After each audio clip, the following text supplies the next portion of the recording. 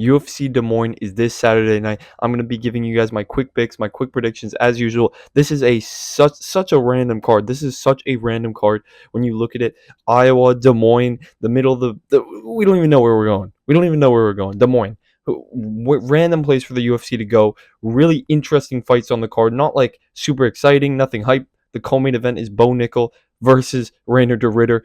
That says the entire card. That just lays out the entire card. So we're going to get into it. Before we go ahead and get into it, hit the like button, hit the subscribe button, and let's start off with the early prelim opener of Juliana Miller versus Ivana Petrovic. This is really, really low class WMMA. Like, this is low level WMMA. We're really scraping the barrel here. 4-3 Juliana Miller faces off against 7-2 Ivana Petrovic.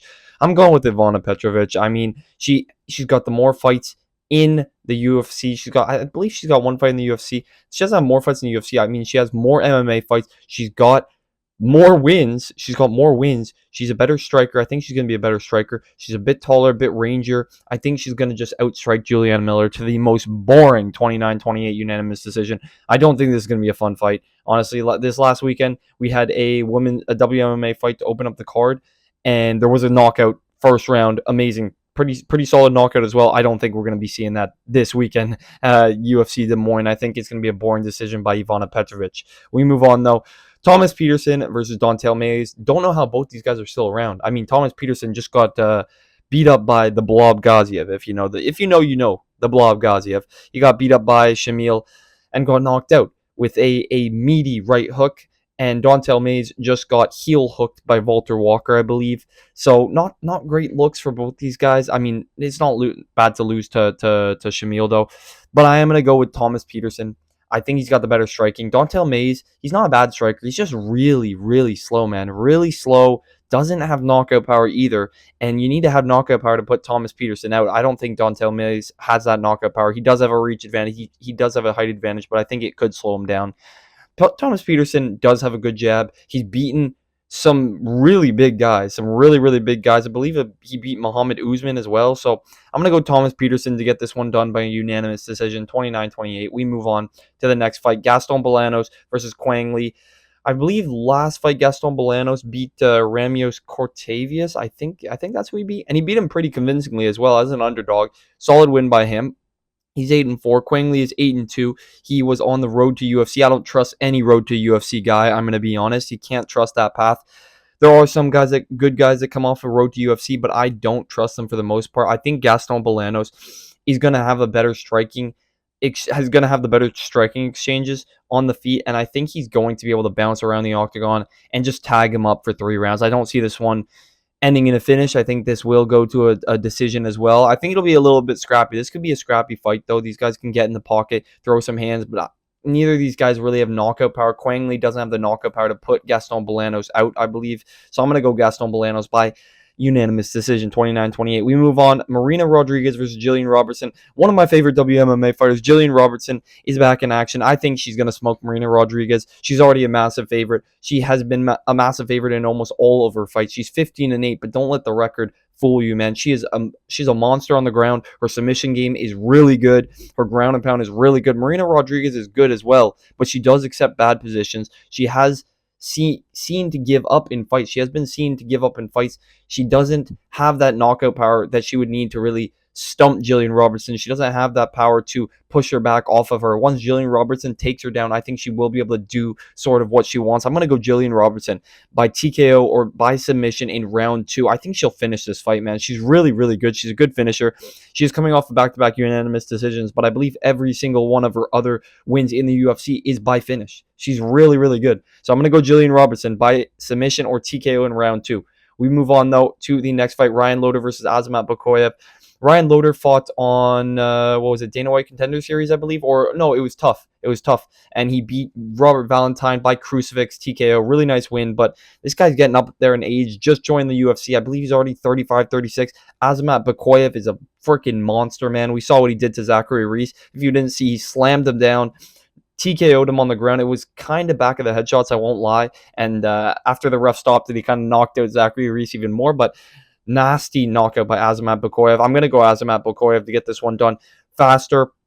more dangerous, younger, more seasoned as well. 19-3. He's got 19. He's got 22 MMA fights. I think he's gonna knock out Ryan Loder, not the same way that he knocked out Zachary Reese, but I think he'll find that shot, drop Loder, and finish him on the ground. We move on to the next fight. Yana Santos. How is this the prelim main event, man? Yana Santos, Misha Tate. I dead ass have nothing to say here, man. I haven't watched tape yet. I don't know either of these women very well. I'm gonna go Misha Tate. You know, I think Yana Santos is getting up there in age, and I think Misha Tate is still able to push a bit of a pace and kind of grind out a decision. I think that's what she's going to do here. So I'm going to go Misha Tate by decision. But like, don't trust that pick right now. I'm going to watch some tape, and I'll give you guys my pick when I do my final breakdown. But we will move on to the main card, opening up the main card. Or is this just a regular prelims? I believe. No, that's the main card. Oh shoot. Jeremy Stevens is back in action though, boys. Jeremy Stevens is back in action against Mason Jones. Stevens knocked out what's his name? Holy shit. He knocked out an old UFC fighter on in I believe it was bare knuckle, knocked him out cold, but Jeremy Stevens, man, is super old. Lots of losses, taking a lot of brutal losses. I'm gonna go Mason Jones.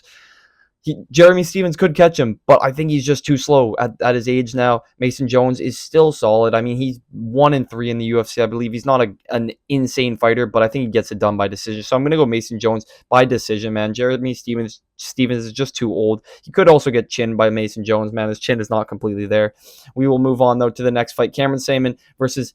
Oh, no, I just said Cameron Saman, man. I'm thinking about Cameron Saman from last weekend, who got absolutely flatlined, by the way. Cameron Smotherman versus Surhai Saidi. This is a close fight because Cameron Smotherman came in on short notice, fought what's his name? He's not even in the UFC anymore. Fought one of the British guys, beat him on short notice, and now he's fighting Surhai Saidi, who's got a couple of sketchy decisions, really close split decisions, man. So he's been like really close in his fights and his wins. I'm gonna go Surhai Saidi. I think he'll scrape away a decision, but really, really close stuff, man. He always has really close fights. I believe he got knocked out as well by what's his name? He has a weird name, man. Ramos or something, and then knocked him out. But I'm gonna go Surhai Saidi by decision.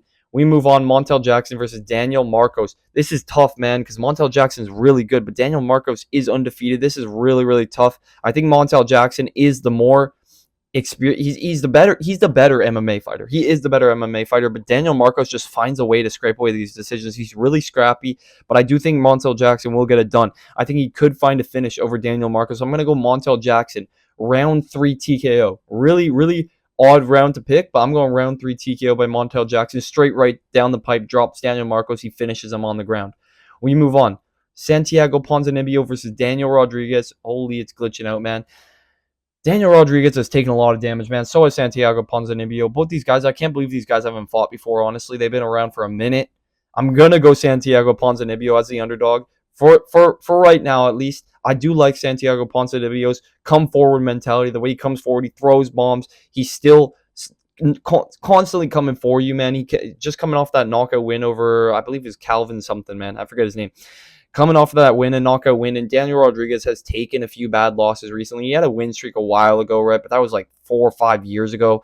Daniel Rodriguez has definitely slowed down. I think Santiago Ponzinibbio, even though he's slowed down, I think he's still a bit of a step ahead. He's still willing to come forward. He's still willing to throw, and I think Daniel Rodriguez might crumble. I could see a late stoppage by Santiago Ponzinibbio, finding a shot on Daniel Rodriguez, putting him down and finishing him. I'm going to go Santiago Ponzinibbio by like round 2, end of round 2 TKO.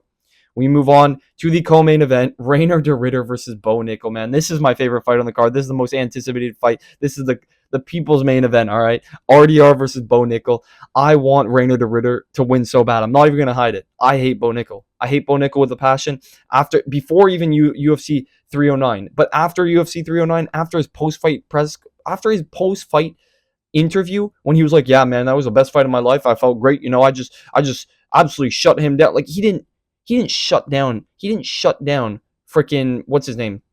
Holy crap. If you're not shutting down Paul Craig, what are you doing? If you're not knocking out Paul Craig, what are you doing in the UFC, man? What are you doing in the UFC? Bo Nickel, I think he needs to be tested more, and this is a massive test against Reiner de Ridder, who is a guy who's 19-2.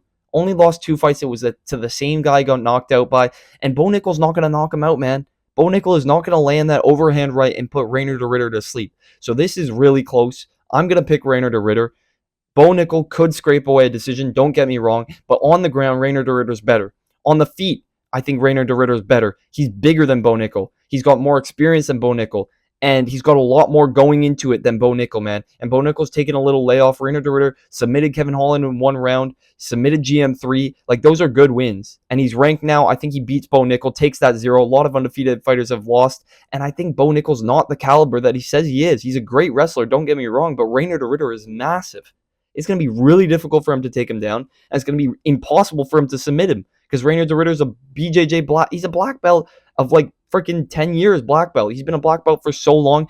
Most of his wins, like 70 or 80% of his wins, are by submission. I think he could submit Bo Nickel. I'm going to go Rainer de Ritter by submission in round 2. Fuck Bo Nickel. Fuck Bo Nickel. That 0's got to go. We move on to the main event. Corey Sandhagen versus Davison Figueiredo. It's not a bad matchup. It is not a bad matchup, but it's quite one-sided, and it's kind of like, why, UFC? Why didn't we do Sean O'Malley versus Corey Sandhagen? Why did we have to do Corey Sandhagen versus Figgy, and Sean O'Malley deserves his Marab rematch? Like, why, bro? Like, come on, man. It just doesn't make sense. But we got this matchup. It's going to be fun. Don't get me wrong. It's going to be fun, but it's pretty predictable. I'm going to go Corey Sandhagen by unanimous decision, 49-48 or 49-47. I think he's going to piece up Davison Figueiredo at range. Look at the height difference. Look at a little bit of the reach difference, man. Corey Sandhagen's a sniper. He did get outpointed by Umar in their last fight, but Umar had the takedown threat. He had the takedown threat. He has the very nice, lengthy kicks. He's really, really good at his striking, and Corey Sandhagen was like so focused on his takedown defense that he didn't get his striking going, and here he's not going to have to be focused on his takedown defense against Figgy. And if Figgy does shoot a takedown, he'll be able to defend it way easier than defending an Umar takedown. So I'm going to go Corey Sandhagen by unanimous decision. Figueiredo's good.